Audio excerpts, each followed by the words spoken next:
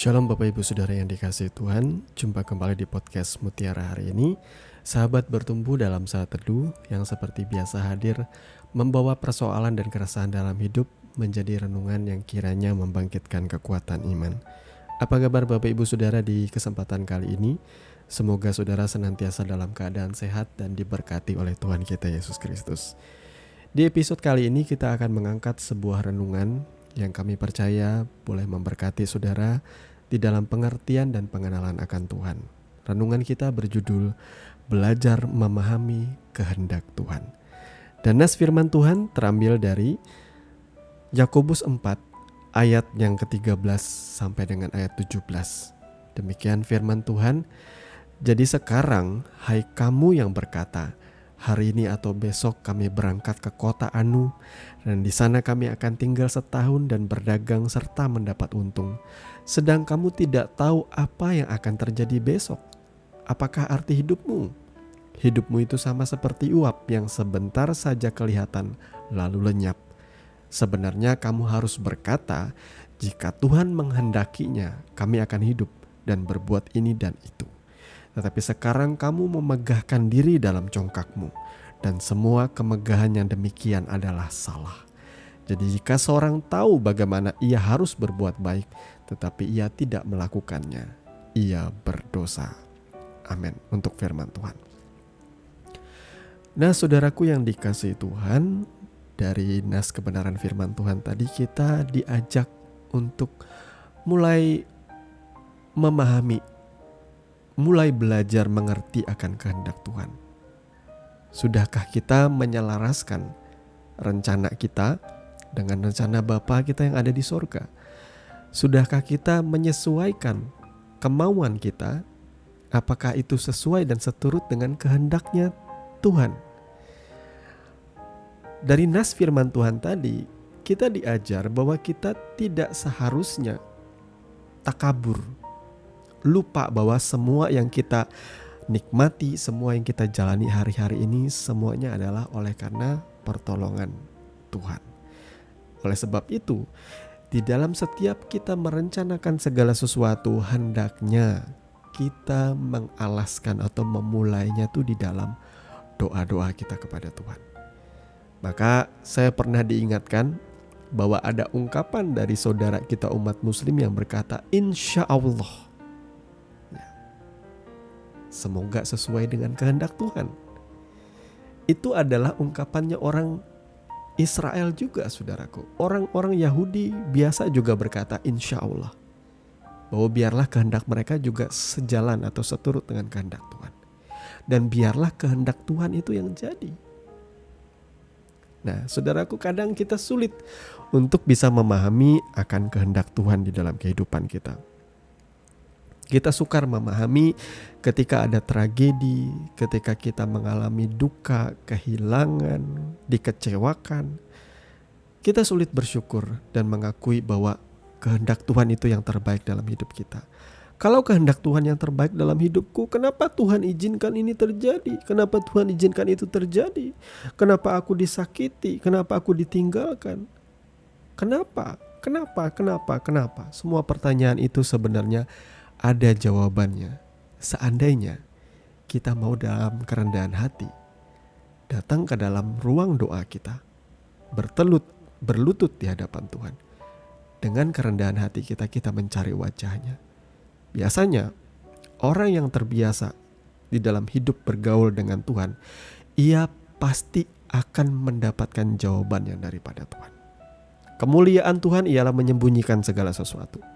Dan kemuliaan Raja ialah menyelidiki segala sesuatu. Kalau saudara mengerti akan firman ini, saudara tentu akan belajar untuk menyelidiki isi hatinya Tuhan. Nah, saudaraku, saya mau memberikan saudara gambaran mengenai kehendak Tuhan yang seringkali kita sukar memahami ya. Contohnya beberapa minggu terakhir ini, anak kami yang kami kasihi, anak kami satu-satunya tuh seringkali mengalami sakit batuk. Batuknya tuh di jam-jam tertentu. Biasanya cuma dari jam 6 petang sampai dengan jam 10 malam. Kadang dari jam 6 sampai jam 8 malam, kadang dari jam 8 sampai jam 10. Kita bingung, dan memang kita sudah tahu gejalanya adalah alergi. Tapi kita bingung alergi terhadap apa, karena kita sebagai orang tuanya, sekalipun kami tahu gerak-gerik anak kami, tapi kami tetap bingung. Dia ini alergi apa ya? Kadang di dalam rumah tetap, di kamar kadang ada, kadang muncul, kadang enggak. Diajak keluar pun di jam-jam seperti itu tetap dia batuk. Lama-kelamaan kami menemukan satu fakta bahwa yang paling intens membuat ia batuk ialah ketika ia masuk ke dalam kamar dan ia memeluk bonekanya. Jadi saya sebagai orang tua berkesimpulan, kemungkinan besar ini boneka sudah lama tidak dicuci sehingga akhirnya ada begitu banyak debu dan kuman di situ bersarang. Dan ketika ia dekat dan memeluk boneka itu, sekalipun ia merasa nyaman, itu menjadi ancaman yang berbahaya bagi dia. Sehingga akhirnya saya bilang sama anak saya, "Nak, papa ambil dulu ya bonekanya ya, biar dibersihkan dulu, dicuci dulu, dikeringin dulu." Tetapi anak saya tidak mau.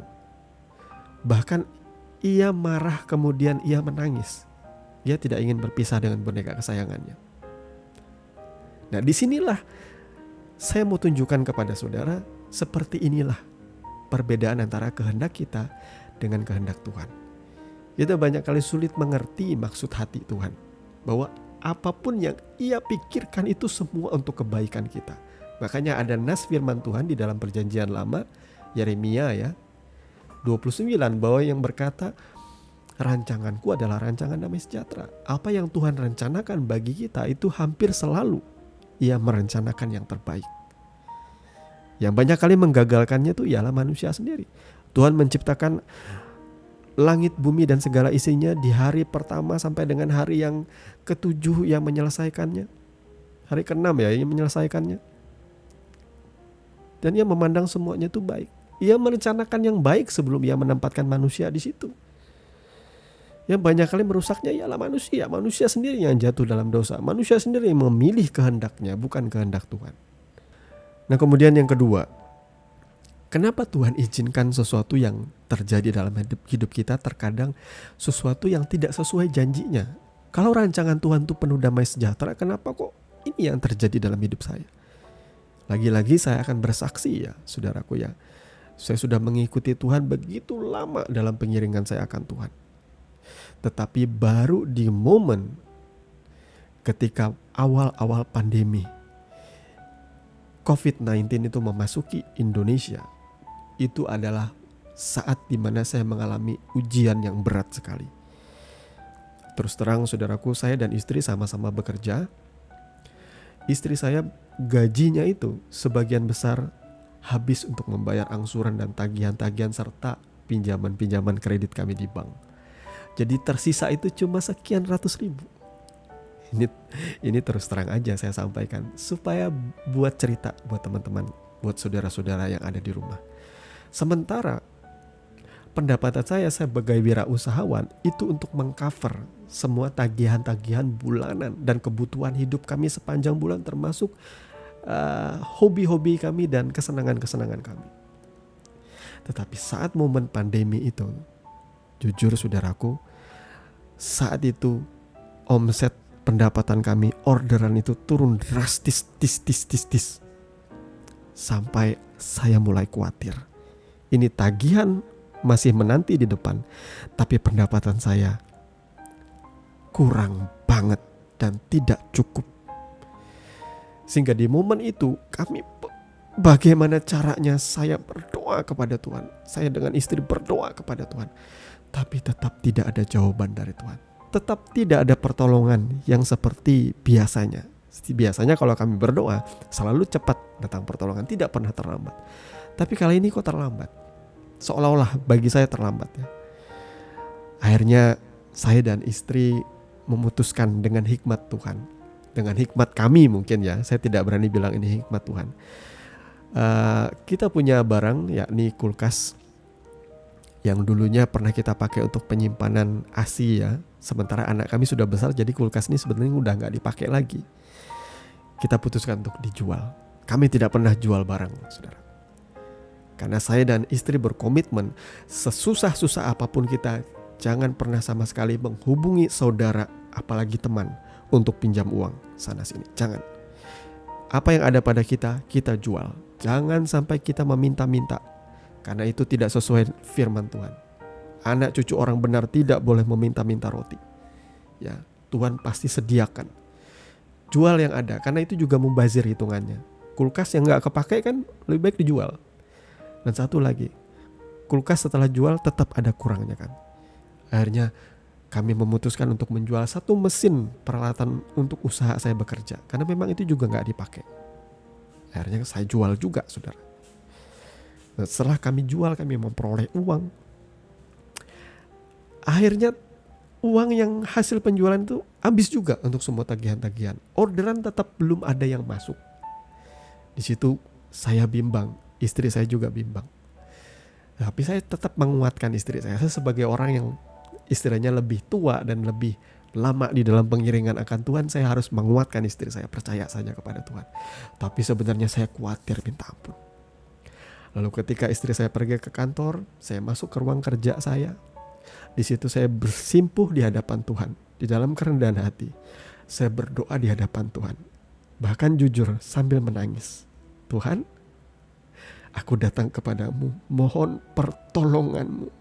Ampuni pelanggaranku. Di situ saya mengutarakan semua pengakuan dosa saya. Kalau saya lupa akan satu kejahatan saya atau apapun juga, saya merendahkan hati saja pokoknya di hadapan Tuhan. Saya gak mau ada satu pun yang belum saya bereskan di hadapan Tuhan. Saya mengakui, Tuhan, aku mohon tolong kami, tolong kami. Saya meneteskan air mata bukan karena saya sedih, tetapi saya mohon pertolongan. Saya percaya Tuhan hidup dan berkuasa dan sanggup menolong saya. Dan di situ saya tidak mendapatkan jawaban. Mungkin saya bisa saja cerita kepada saudara seolah-olah saya mendengarkan suara Tuhan berkata, oh anakku, aku akan berikan uang yang banyak buat engkau. Saya gak mau bilang seperti itu, karena memang tidak seperti itu. Tapi selama pengiringan saya akan Tuhan, saya mengenal satu hal. Ada beban saya yang Tuhan seperti angkat. Ada kelegaan di dalam hati saya, saudara. Karena ada firman yang berkata seperti ini. Marilah kepadaku, hai kamu yang letih, lesu dan berbeban berat. Aku akan memberikan kelegaan kepadamu. Dari situ saya mendapatkan jawaban doa. Kelegaan yang Tuhan angkat. Beban, burden di pundak saya, di dalam hati saya, itu Tuhan angkat. Dan saya merasa damai. Saya tidak perlu jawaban doa, jaminan bahwa Tuhan akan memberikan saya orderan. Saya gak perlu itu. Saya perlu jawaban Tuhan di dalam batin saya. Itu aja. Saya berkata dalam kekuatan saya, ya Tuhan, sekarang kita jalan bersama-sama. Apapun yang terjadi, aku akan lalu itu bersamamu. Dan saat itu terjadi, saudaraku, 1-2 hari kemudian tidak terjadi jawaban. Tapi dalam sepekan kemudian, tiba-tiba orderan saya meledak. Dan momen itu masih pandemi, saudara-saudara. Orderan saya meledak. Dan itu adalah pendapatan terbesar saya seumur saya bekerja. Tidak pernah saya dapatkan lebih daripada itu. Karena apa? Bukan karena saya ngasih perpuluhan. Bukan karena saya ngasih buah sulung. Bukan karena apapun juga. Tapi besar kasih Tuhan dalam hidup kita. Itu oleh karena saya mengutarakan dalam kerendahan hati saya berdoa kepada Tuhan. Itu adalah jawaban doa. Ketika saudara datang dalam kerendahan hati kepada Tuhan di dalam doa, dan biasanya orang datang dalam doa itu harus dalam kerendahan hati. Karena Tuhan hanya mau meresponi mereka yang datang dalam kerendahan hati kepada Dia. Tapi setelah itu, saya dan istri tetap evaluasi, saudaraku. Tuhan, kenapa saya sampai jual barang ini itu? Saya mengevaluasi, dan Tuhan memberikan hikmat kepada saya mengenai Yusuf, yang menerjemahkan mimpi dari Firaun. Bahwa ketika ia melihat ada 7 ekor lembu kurus menelan 7 ekor lembu gemuk. Kemudian ada bulir gandum yang kurus menelan bulir gandum yang gemuk-gemuk. Artinya ada 7 masa kelimpahan dan diikuti oleh 7 masa kekurangan. Tuhan mengajarkan apa kepada Yusuf? Simpan semua hasil tanah itu ke dalam lumbung. Tuhan ajarin saya untuk menabung. Jangan spend semua uang keuntungan saudara ketika saudara berlimpah-limpah. Tapi belajar untuk menginvestasi atau menabung. Bahasa sekarang itu investasi ya. artinya menyimpan, menabung. Dan saya bilang, iya Tuhan. Karena selama ini setiap kali kami dapat uang banyak, kami jor-joran, jalan-jalan menikmati ini, beli ini itu dan sebagainya yang diinginkan hati. Kami lupa untuk menabung, saving money. Dan ketika saat pandemi datang, kami kaget. Jadi intinya saudaraku, Tuhan itu tidak pernah salah. Kita yang banyak kali melakukan segala sesuatu sesuai kehendak kita. Kita tidak pernah bertanya kepada Tuhan. Kita tidak pernah ketika mendapat berkat itu bertanya, harus aku apakan uang ini Tuhan. Kita tidak pernah belajar mengelolanya sesuai dengan kebenaran firman Tuhan. Jadi saudaraku, percayalah, apapun yang terjadi dalam hidup saudara, yang Tuhan izinkan terjadi dalam hidup saudara, Tuhan selalu merencanakan yang terbaik. Lalu bagaimana dengan kalau saudara kehilangan orang tua atau pasangan hidup atau bahkan anak yang ditinggal meninggal dunia? Saya yakin tidak semua jawaban saya di dalam renungan ini akan menjadi jawaban bagi saudara. Tetapi datanglah kepada Tuhan dalam kerendahan hati. Maka engkau akan mendapatkan jawaban akan apa maksud dan kehendak Tuhan dalam hidupmu. Tuhan memberkati firman-Nya. Mari kita berdoa. Bapa, di dalam nama Tuhan Yesus, kami minta ampun kalau banyak kali kami tidak memahami maksud dan rencana-Mu dalam hidup kami. Kami seringkali menyalahkan Tuhan. Kami seringkali kecewa dan mulai meninggalkan Tuhan. Ampuni kami Tuhan. Kami sadar sebenarnya kami tidak pernah bisa hidup tanpa Engkau Tuhan. Ampuni kalau kami melupakan Tuhan dan mulai berbalik kepada hal-hal yang lain. Kami mulai mengandalkan manusia dan kekuatan kami sendiri Tuhan. Kami menyadari bahwa Tuhanlah yang turut bekerja dalam segala sesuatu untuk mendatangkan kebahagiaan bagi kami Tuhan. Oleh sebab itu kami berdoa Tuhan, kuatkan saudara-saudara kami yang letih, lesu, berbeban berat. Biar mereka boleh mendapat kelegaan di dalam Engkau. Mereka boleh mendapatkan kekuatan daripada Engkau Tuhan. Ampuni kalau kami meninggalkan Engkau Tuhan. Terima kasih Bapa. Kami mengucap syukur kepadamu. Kami menyerahkan hidup kami ke dalam tangan, masa depan kami ke dalam tangan. Biar rencana-Mu yang jadi bukan rencana kami. Rancangan-Mu yang sempurna itu yang jadi bukan rencana kami.